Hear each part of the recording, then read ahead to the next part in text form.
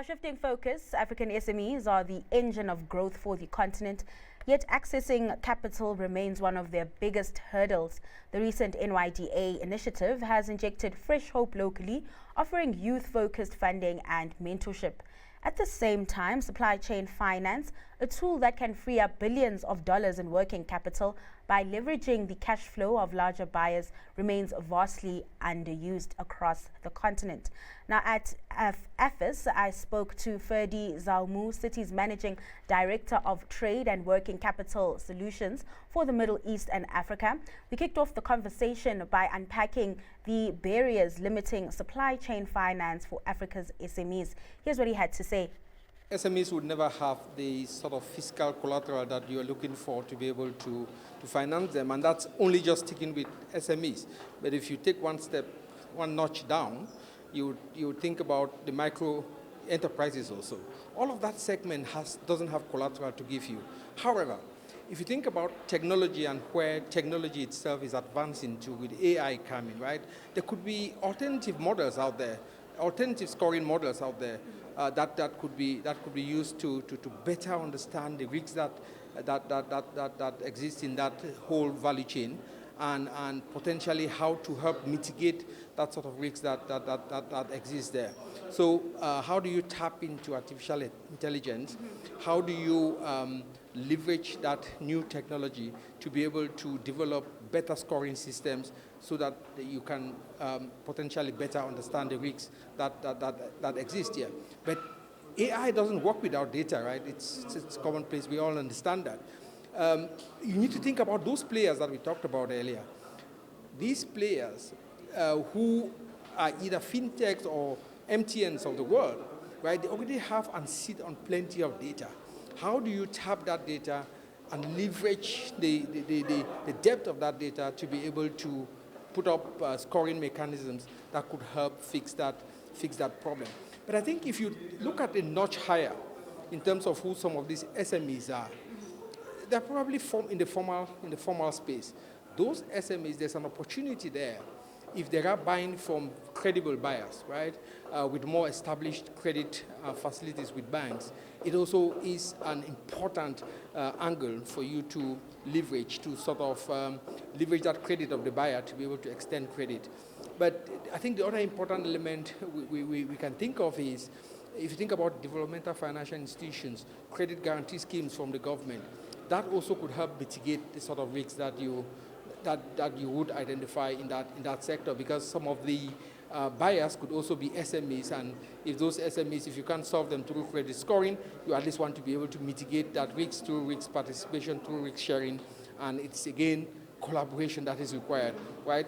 The fintechs, the banks, the non-banks, all collaborating with all these different support mechanisms to be able to mitigate the risks that are in this space. Again, the issue around collaboration, the issue around harmonization. You know, sometimes I do get worried when we speak about all this innovation and we have such a huge digital divide in the continent. How do we go around addressing that? And perhaps maybe from the private sector, what could government then do to address that? Data prices are expensive. Smartphones are expensive.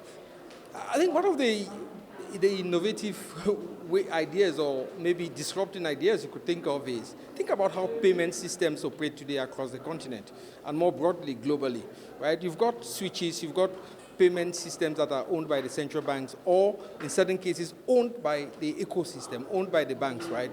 So I think that's where your solution is. There's already collaboration there. You potentially do not need a new regulation in this market. You potentially don't need government to intervene in this space to be able to make it happen.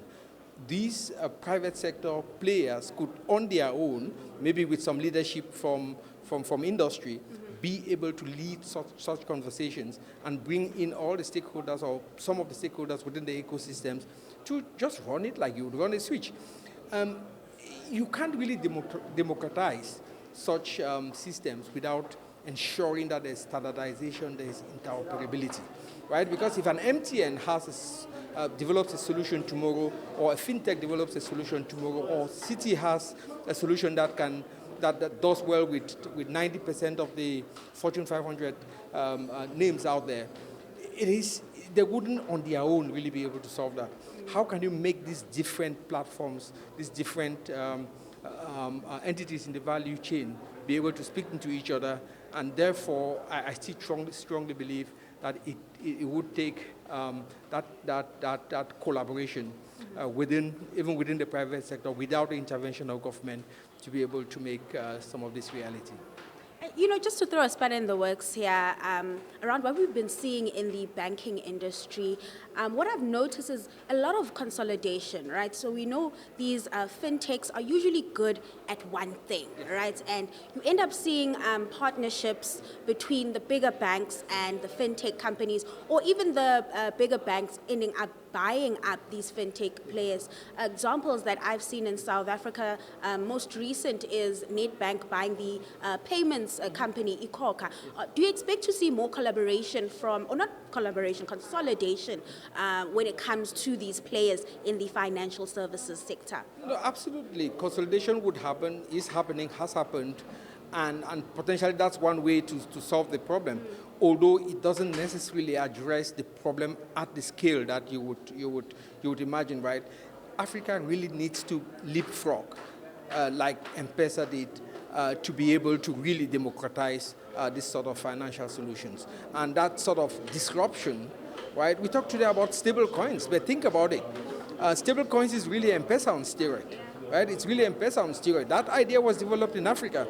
You could tap into these sort of solutions to be able to scale. Yes, there will be fintechs, but fintechs don't have access to the clients today. They have the best technology, but they don't have access to the clients, right? The banks bring the clients.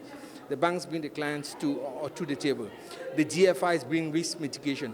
Governments could bring risk mitigation. They could bring regulation. They could be the convener, right, to be able to bring all the stakeholders, to the table. That was Ferdinand Zaumu, CITI's Managing Director of Trade and Working Capital Solutions for the Middle East and Africa.